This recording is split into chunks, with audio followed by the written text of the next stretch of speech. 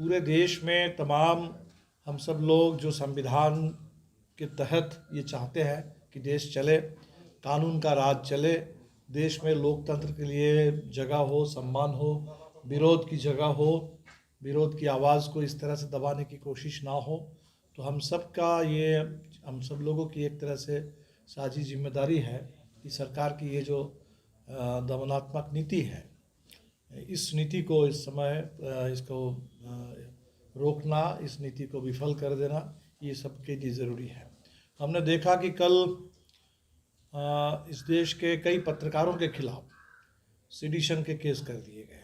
राजदीप सरदेसाई, मृणाल पांडे या कांग्रेस के सांसद शशि थरूर, कुछ ट्वीट्स को लेकर के।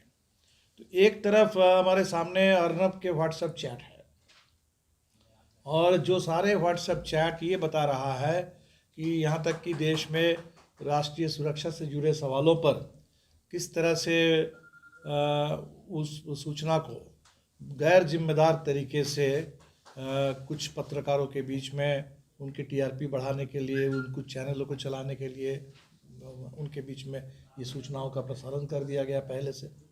तो एक तरफ सत्ता का जो मीडिया के हिस्से के साथ एक साठगांठ है, जिसके चलते ये नया शब्द आ गया है गोदी मीडिया।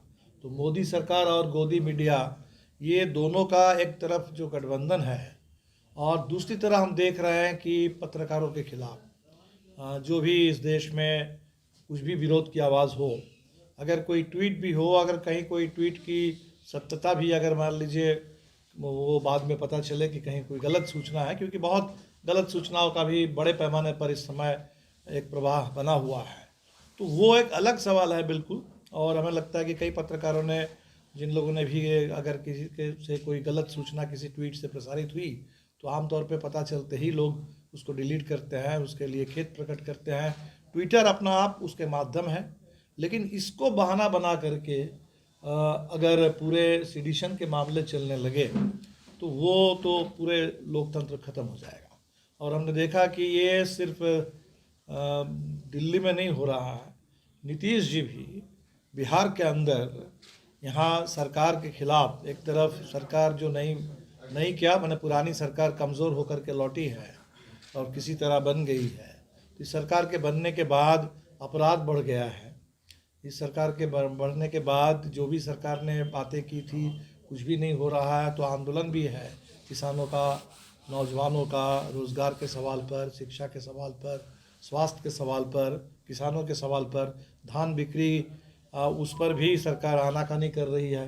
और बिना आंदोलन, बिना प्रतिवाद कुछ भी काम नहीं होता है। और वहाँ हमने देखा कि यहाँ भी ये सर्कुलर निकाल दिया गया कि सोशल मीडिया पर पाबंदी। तो ये सोशल मीडिया पर पाबंदी, मीडिया पर पाबंदी। अगर आपको हमारा वीडियो पसंद आया हो तो इसे लाइक करें, सब्सक्राइब करें और साथ ही बेल आइकन दबाना ना भूलें।